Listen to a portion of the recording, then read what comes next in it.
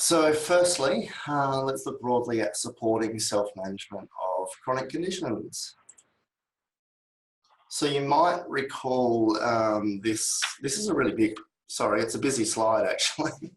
Sorry if that's too overwhelming, but for those of you who are really visual learners, here you go. There's a bit of colour, there's an ambulance, there's a hospital, there's some male and female nurses, and a couple of arrows, and there you go, a table with some pluses. So you might recall this from last week, the lecture slides from last week, looking at different action areas for health promotion. So I'm sure you'll remember thinking about upstream and downstream. And here, you know, it's quite helpful because they talk about midstream and not a midstream urine spec, but yeah, it's just in between upstream and downstream, let's put it that way. So yeah, look, I think this is helpful for us because in the context of our everyday clinical practice, you know, as nurses, we work with chronic illness in both primary healthcare and acute care settings. And, you know, it's important that we understand while most of us might choose to work in a tertiary hospital acute care setting, you know, health promotion and different levels of prevention are still vital and very much part of our nursing role wherever we are. And there's a continuity of care there, you know, so it's not like we work in isolation. And at the end of the day, patients, when we think about a trajectory of chronic illness, then, you know, patients are going to be journeying up and down a trajectory of illness and will have involvement from, you know, all different levels of care. So primary healthcare, acute, upstream, downstream, midstream. So it's all relevant to us. And, you know, we can't really afford to just think that, well, I work in acute care, so chronic illness, that's really just stuff they deal with in primary healthcare. You know, it's relevant to all of us. So, you know, moving from the busyness of this slide, let's try and unpack it a little bit from here. So just thinking about, you know, us as clinicians and our clinical practice, this quote is actually from chapter 5 of your textbook, and it's actually one of my lecturers from Canberra many years ago. And he's a big sports fan, and I just love this quote because he says, you know, it's a bit like cricket. Chronic illness is a bit like cricket. He's no longer the chapter author. He's moved on and handed on ownership of this chapter to Catherine Hungerford, who was also one of my lecturers. But yeah, so he said, Alan says, if chronic illness were a sport, it might be test match cricket. And whereas an acute illness might be the 100-metre sprint, one can last for 5 days, whereas the other is over in 10 seconds. So, you know, test match cricket, some of us might think it's really boring and, you know, can go up to 5 days, whereas a sprint, you know, it's a very short episode. So, you know, contrasting chronic illness compared to your classic kind of acute care episode. But as I've already mentioned, people with chronic conditions will also require episodes of acute care. So that's according to different phases of their illness, so wherever they're at. So that does really lead us to using something like the Corbett and Strauss illness trajectory model. And I'm pretty sure I included this in last week's slides, just in terms of helping to understand some of that content, but we're going to go in just a little bit more detail because it's going to make sense in terms of how we can support people self-managing, because ultimately, before we can support someone, we need to understand where they're at. You know, from Jack compared to Jill, you know, looking at the individual and saying, well, where are you at today, Jack, you know, in the context of the bigger picture of your illness. And that could be completely different to Jill, and both of them could be in a completely different place today than they were last week, or than they will be tomorrow.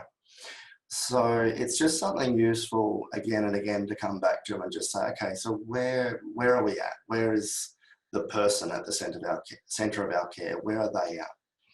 Where are their family at?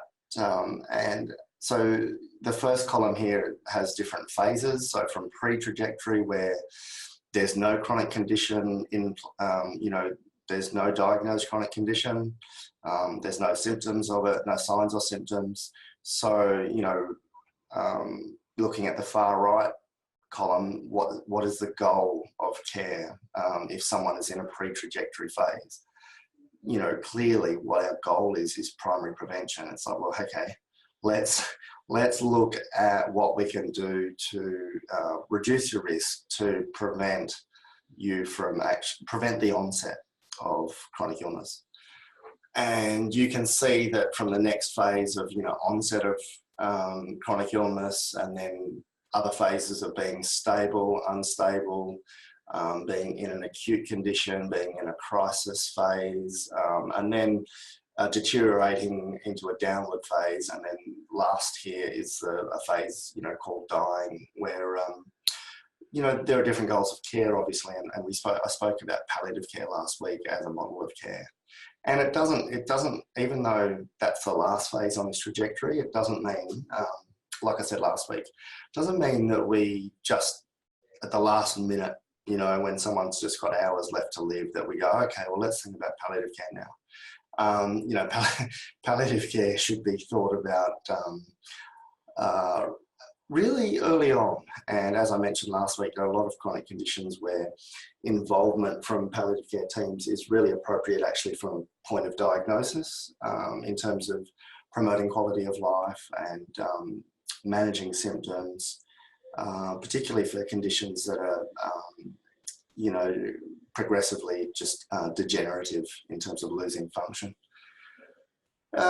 So just again, Corbett and Strauss illness trajectory model, it is featured in chapter 5, psychosocial care. And it's there for a really good reason, because it helps us situate the person, with this label of patient, and really understand them in the context of where are they at, where have they maybe come from in terms of different phases of illness, and where might they, what phases might they be facing in the near future or distant future. So it's really helpful, a tool like this. So patient self-care and self-management of chronic illness. So just like for us as clinicians, self-care is really important for patients.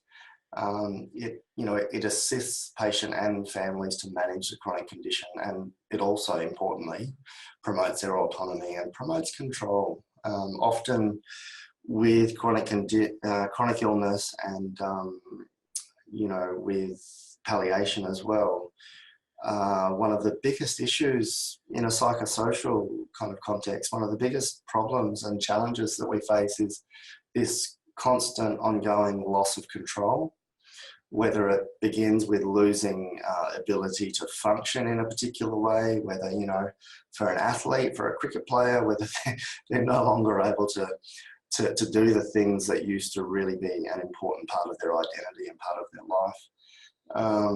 Work, family things, everyday things in terms of, activities of daily living. But then, even, the ultimate loss of control, really, for many people in terms of really confronting your own mortality and, I guess, trying to work out meaning in that in terms of losing control and things like that. So as much as we can provide autonomy and control, then that can be really helpful. So self-care, it's really an overarching term where you can look at other things within self-care. So self-management is often used interchangeably, self-care, self-management. You will see those terms sometimes used interchangeably, but it's important to see self-management as one aspect of self-care. And really self-management, it's about individuals taking responsibility for their own health and well-being. And I'll just give you a really basic example. Self-care, that can cover so many different things, and it can be as simple as being assertive and learning to say no. And, for a patient, let's say, let's say a grandparent who's always minding grandkids. And sometimes, you know, self-care might be just saying, you know what, I just need a rest today. I'd love to, but I can't look after the grandkids today. That can be a part of self-care in terms of just being assertive and looking after your own needs and saying, you know what, I need to say no now because I need to rest, and that's okay. So that's an example of self-care, just a really basic example. Whereas self-management, you know, that kind of comes under the umbrella of self-care, but it's more directly linked to the management of the chronic condition. So that would be like, you know, actually it's really important that I set my alarm, my reminders to make sure I take my meds on time, or I get my insulin right and things like that. So that's just an example. Yeah, so for we as nurses, supporting self-care involves empowering the patient to effectively care for themselves, really. So just think about what are the different ways we can support someone, even if that just comes down to encouraging them, or firstly, just making them aware that it's important, that self-care is important for them. They may not realise that for a lot of us. We might think, oh yeah, but that's selfish, and that's, you know, but so even just on a really simple level, reminding patients that self-care is really important, reminding families, because then they can remind the patients at home.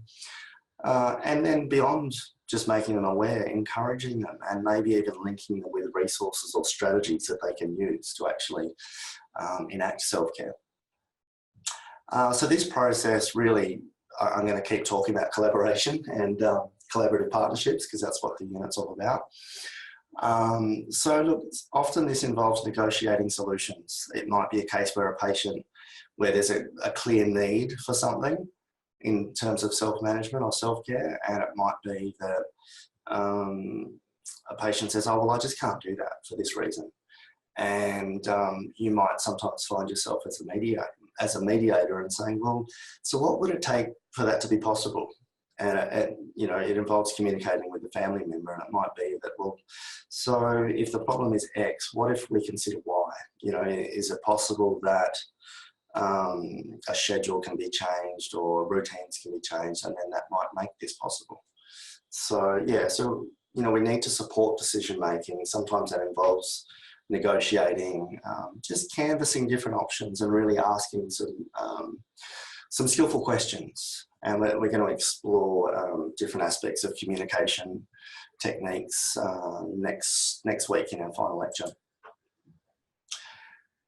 So collaboration again. So, you know, collaborative care is essential. And rather than me just saying that and you just hearing it and feel like I'm just lecturing, take it from the literature. So I really like this table because it's got 6 different issues here, and it breaks it down in a contrast. Okay, what does traditional care look like? What have we traditionally done as health professionals? And what does collaborative care look like in contrast? So, you know, firstly, we can see on the top row the relationship between patient and health professionals. So traditionally, we're the experts, health professionals are the experts, we're expected to know everything, and generally patients are treated as though they know nothing, and it's kind of kept that way. And, you know, the experts tell patients what to do. And so it's a very passive involvement as far as patients go.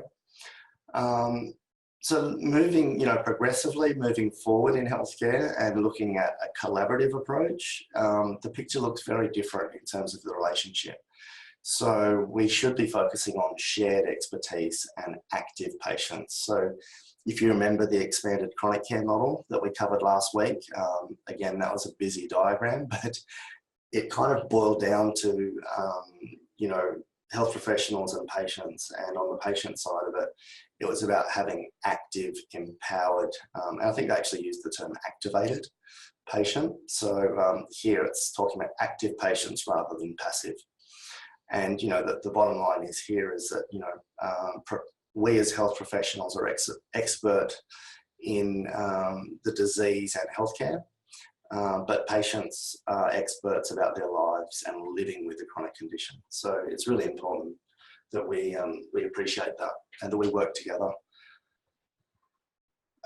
So here again, another one. So second row, if we ask ourselves who's the principal caregiver and problem solver and who's responsible for outcomes, traditionally it's the professional, it's the health professional. It all comes down to them. And you know, that's not so realistic actually. So when we look at a collaborative relationship, so partnership, the patient and health professional are the principal caregivers, and we share responsibility for problem solving and for health outcomes. So it might sound quite radical, but it really is the essence of collaboration, that we're working together as, you know, with mutual respect, with shared goals and recognising both our expertise.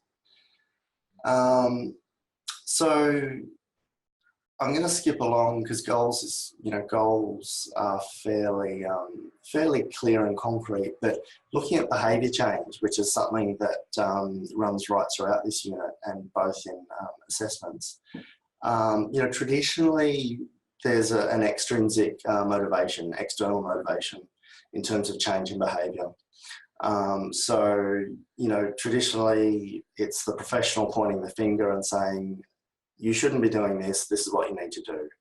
And, you know, the kind of classic pointing the finger and kind of almost attributing blame sometimes, not always, but, you know, sometimes there are judgment calls and, you know, with someone with emphysema who's been smoking all their life, you know, there might be a sense that, well, you know, you've kind of created this.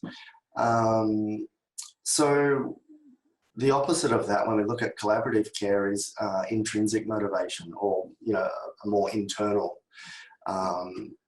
oriented motivation. So rather than a patient having to be motivated by a nurse or a doctor, you know, what we want to really achieve is we want to tap into someone's own internal motivation.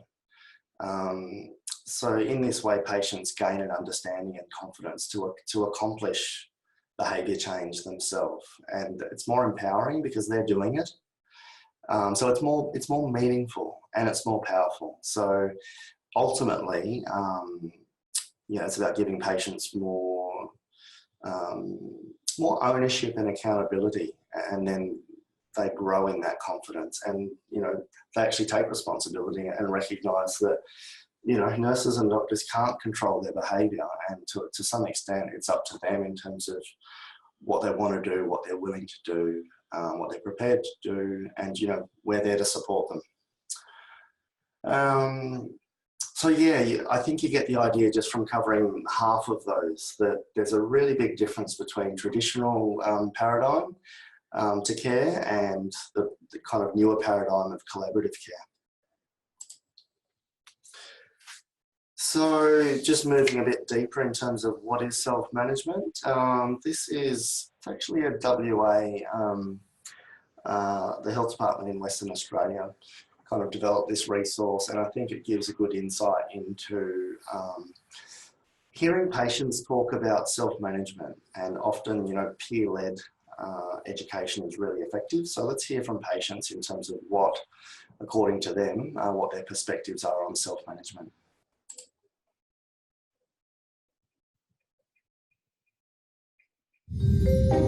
It's important to be adaptable, because with a chronic condition, you can never tell what's going to happen hour to hour. You've got to modify what you're doing, be as active as you possibly can, and, well, learn about your condition.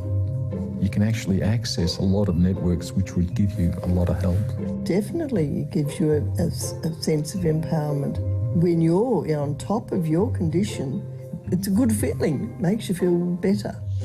The idea that I would have some control over my condition really enthused me, because up until then I was doing what the doctor said or what everybody else was saying, but I wasn't getting any say. And so self-management has given me my independence.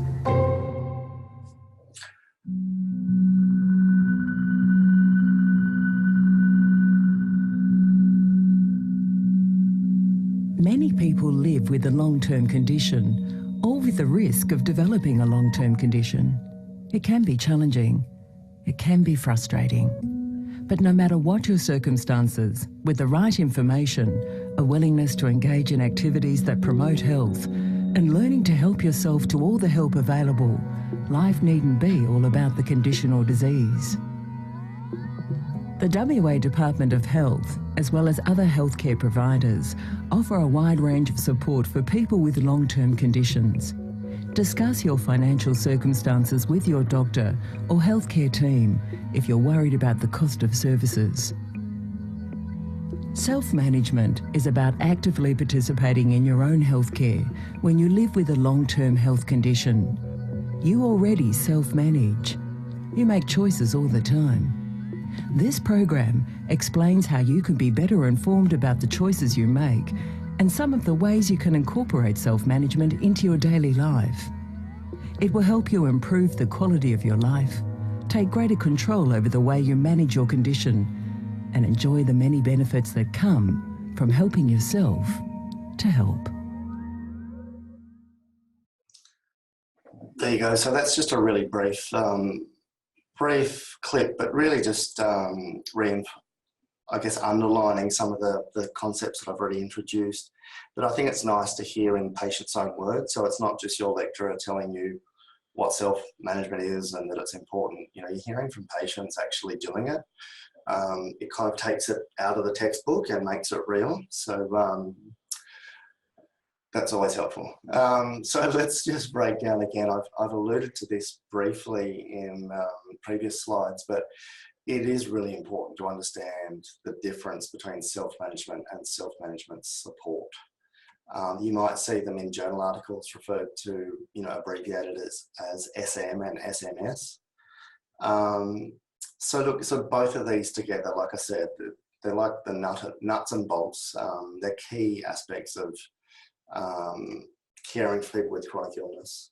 And you heard them in that clip they just mentioned about this program. And there are, you know, there's a variety of different self-management programs that have been developed. And really the development of those programs represents in itself a form of self-management support. But you know, a foundational aspect of those is building health literacy, as we've spoken about before. And we're going to look at two key self-management programs very shortly. But we also need to understand that different education theories and psychological theories are really important for us in terms of guiding self-management support. So understanding things like, you know, what motivates people to change behaviour. There are a lot of different theories on that. You know, what are the most effective, you know, the biggest thing for us to consider is among all of the different theories, what models or theories might be the most effective in terms of helping us understand how best to support someone to make change and change that's actually sustainable and lasting. So let's look at these two. Let's look at the nut and bolt individually. So if we start first with self-management. So, you know, really simplistically, this is what patients do. It's what they do in order to manage the impact of chronic conditions on their lives.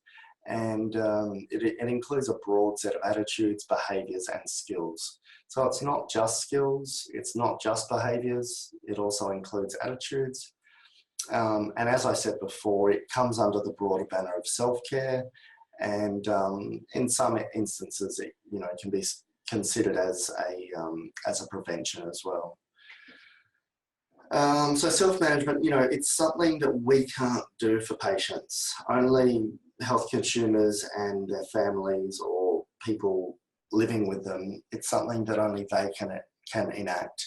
All we can do as health professionals is support self-management, you know, to help people develop the attitudes, help people change behaviours and help people develop the skills they need. So, you know, that's self-management support. How can we empower, educate, support? And, you know, I think in last week we kind of mentioned almost like a coaching role, and, you know, not the kind of, you know, it's that coaching role that's there to assist and guide with some expertise, but we can't actually play as a coach, as a sporting coach. You can't actually play or compete for someone you're coaching, but you can support their competing or support their kind of playing, whatever kind of coaching context you're talking about. So the important thing here, apart from understanding that our support isn't enacting self-management, it's empowering and facilitating self-management. The other important thing is really that it's essential. So we can't just expect people to self-manage if we don't support them. We can't just say, hey, that's your responsibility, you go off and do it. And if they come back to ED with poorly controlled diabetes, we can't really point the finger and blame if we never actually provided any support for the self-management. So here's just a bigger quote in terms of self-management support. So it involves collaboratively helping patients and their families to acquire the skills and confidence to manage their chronic illness. It involves providing self-management tools. So let's say, for BPs, cuffs, glucometers, and referrals to other resources in the community. And it also involves routinely assessing problems and accomplishments. So that's quite a broad picture there. And you can see there when we're talking about confidence, skills and confidence, that's really kind of talking about aspects of self-efficacy. So we talked about health literacy and self-efficacy together, forming health empowerment. So someone might have health literacy and know about their condition, understand ways they can modify risk or manage their condition. But if they don't have the skills and the confidence to do it, it's kind of not enough. So again, it's important to link self-efficacy with health literacy. So partnership. Self-management support involves partnership between the individual and we as healthcare professionals. And again, so we play a bit of a coaching role, and we're coaching people and supporting them to be the daily managers of their condition. Because they don't, we know this, people don't live their lives in a hospital ward, and they don't live their lives in general practice clinics.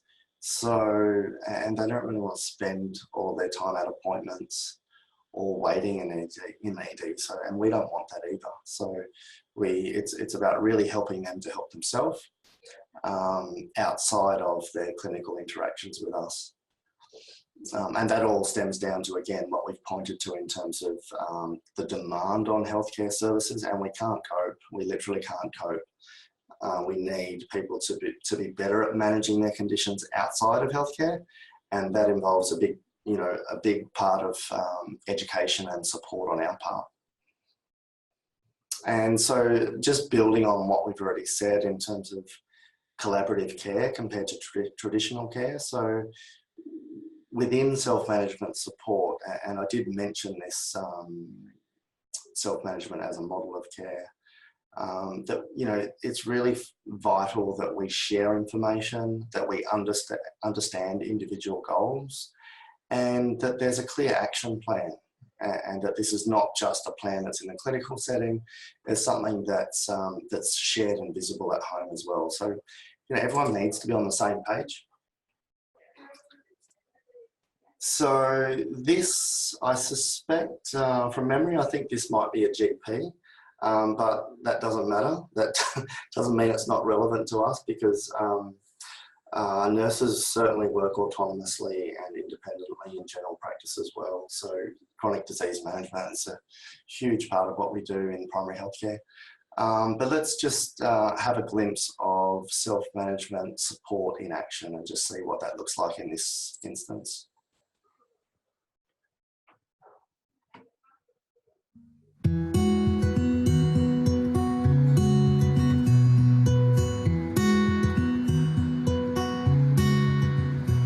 Hi Katrina, how are you today? I'm so-so, and I've actually come back from a conference in Melbourne. Yep. And I found getting on and off the trams has stirred up my knee, and it's a bit inflamed.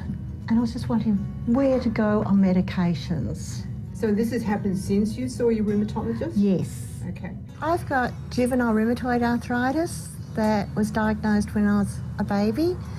It's given me restriction in my joints as well as a high pain. Self-management means that I make the decisions of if I want to go and do something that I know is going to cause my joints extra pain or things, I can go and do it. I'll take the consequences. I was planning to go to Bali about mid-August. On the calendar it's around about here. When do I need to come and see you to get everything I need? Probably around about the 8th. Around Monday the 8th would be good. That Mm. gives us time to get all the letters and things. People with chronic long-term medical problems need to really educate themselves about what's happening to them and what the consequences of that are, so that they are in charge, so that when they go to the doctor, they have intelligent questions they can ask because they have read about it, they've learnt about it, and that they are an active member of their care team.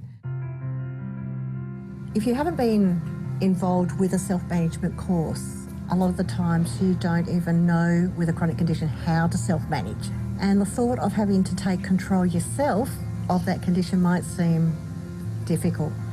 But with self-management and training, you can actually decide what you want to happen with your medical condition rather than leave it all up to everybody else, assuming what you want.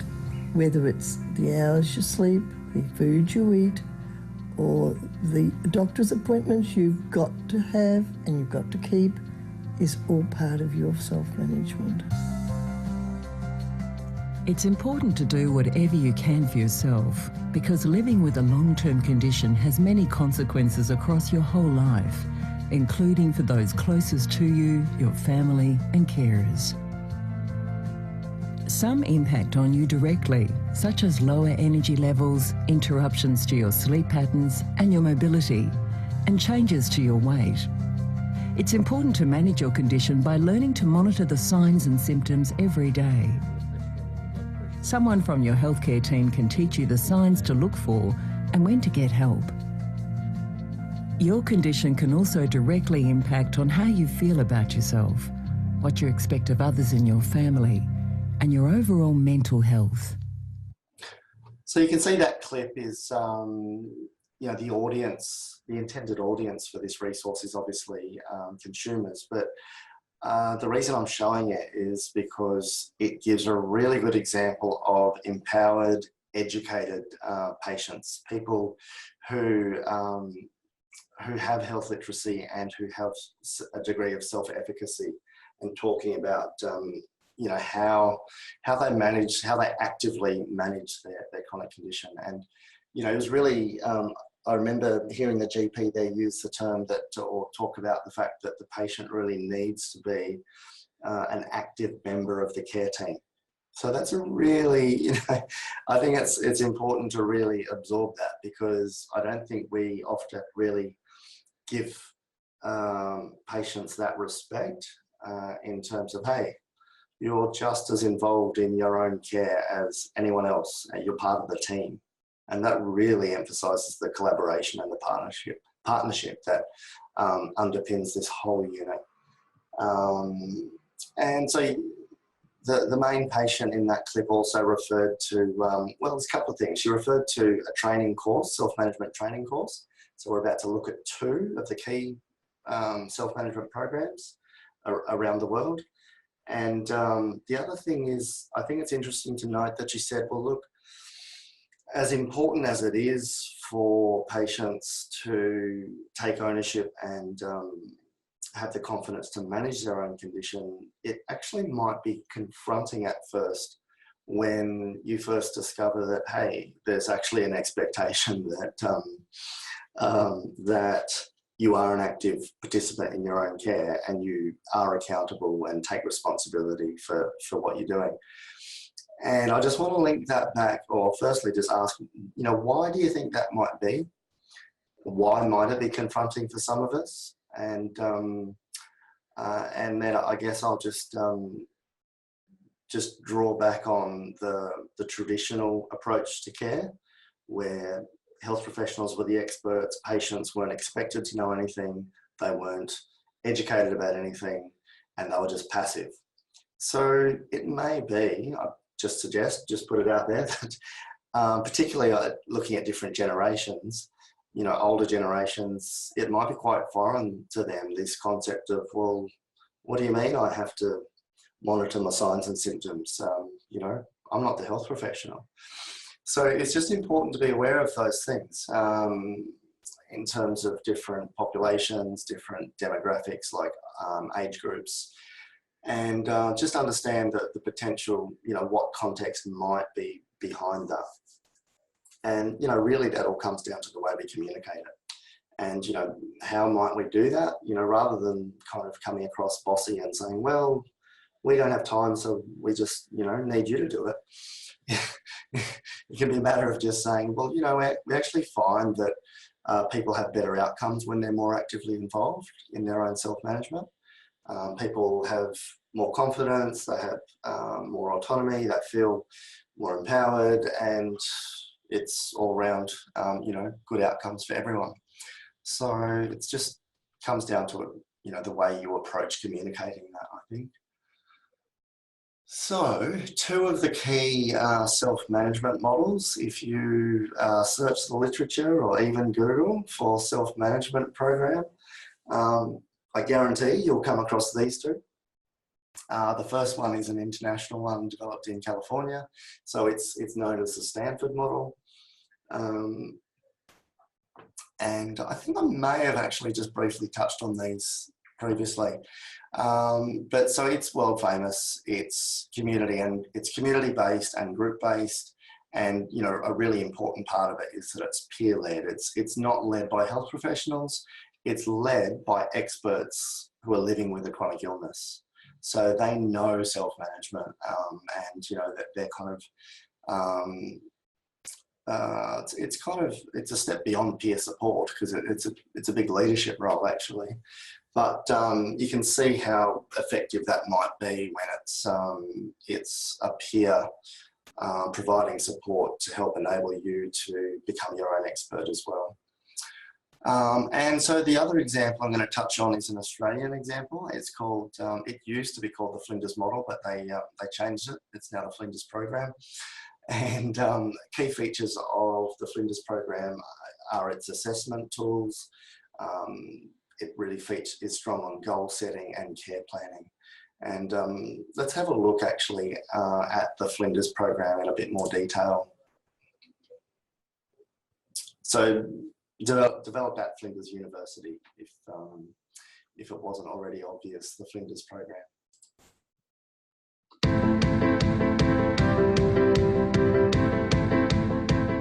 So the Flinders program actually is a framework for chronic condition management.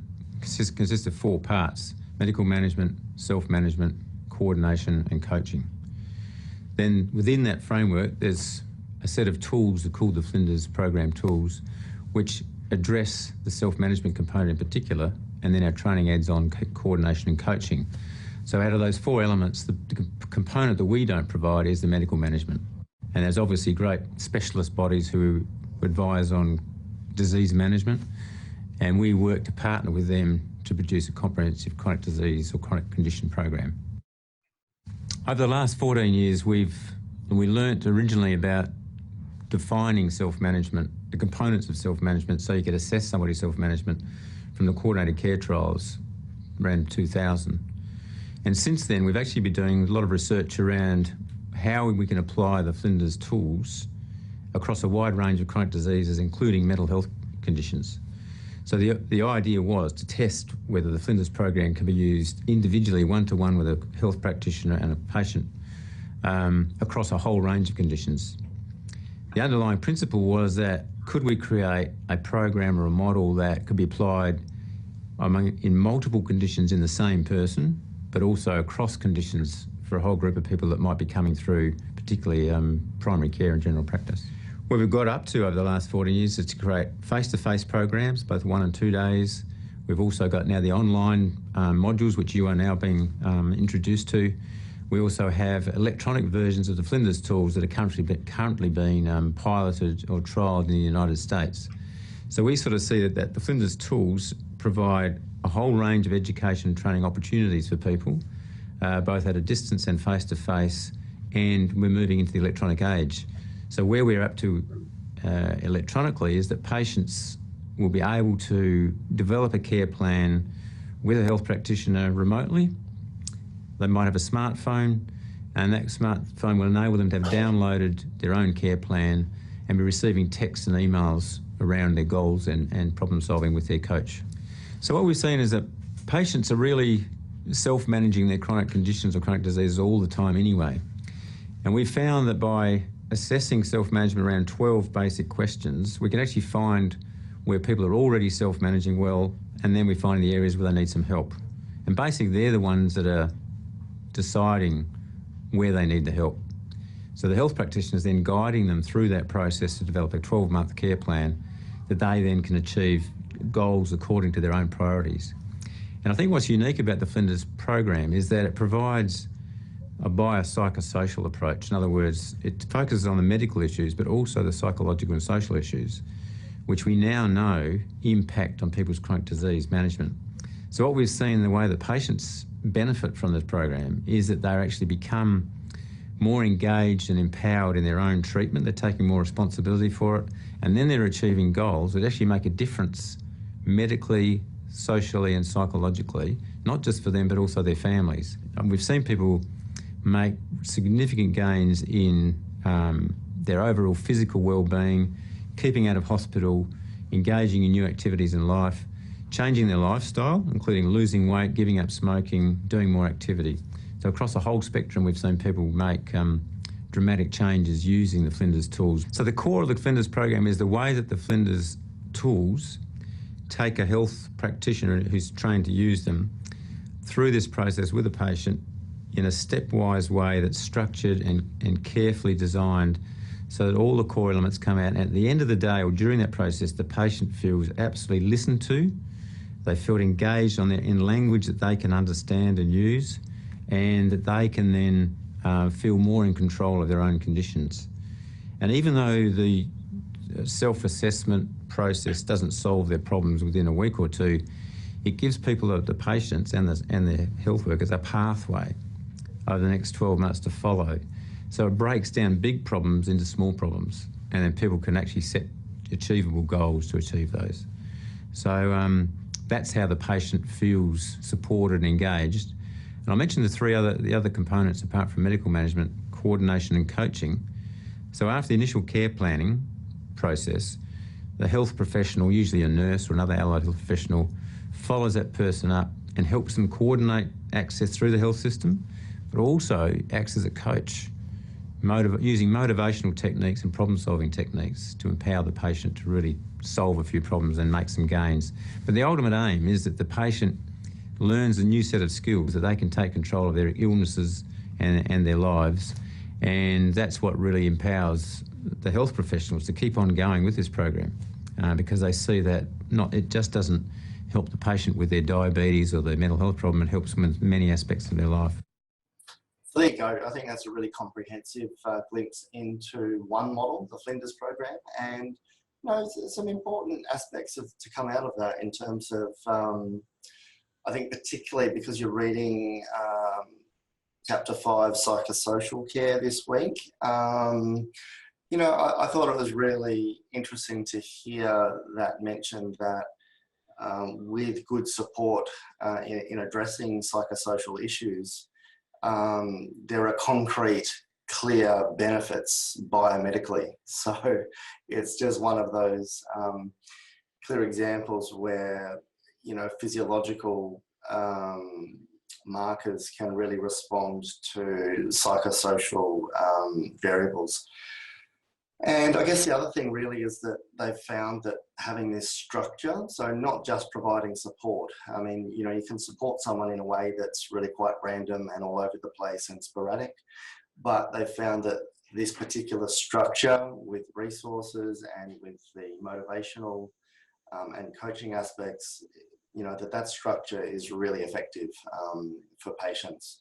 And we're gonna go in a lot more depth next week in terms of motivational interviewing, which is definitely something that the Flinders program uses when they talk about motivational factors. So let's think about, if we're going to provide self-management support, what do we need to focus on and what are the skills that we need to do this? So, so as nurses in partnership, we need to first define what are the issues. We need to agree and set goals and problem solve. I mentioned before the kind of need for negotiation sometimes, or exploring different alternatives. And we need to provide active and sustained follow-up, as was just mentioned in the clip. So some essential skills, we need assessment skills. And, that was just mentioned in that clip, that we need to be able to assess. Part of that is, where is someone at? How, in what ways are they able to self-manage? What skills do they currently have in terms of managing their chronic condition? We need skills in terms of influencing behaviour change. We also need organisational skills. So looking at assessment in particular, so we need to be able to assess.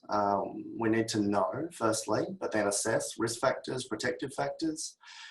We need to assess someone's readiness for change.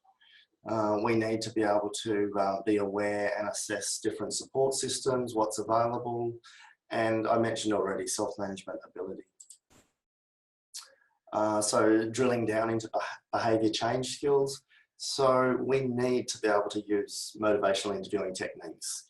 Very straightforward techniques, but very powerful, and we're going to touch more on that in more depth next week. We do need to understand different theoretical models relating to behaviour change. So as I mentioned before, what motivates people's behaviour?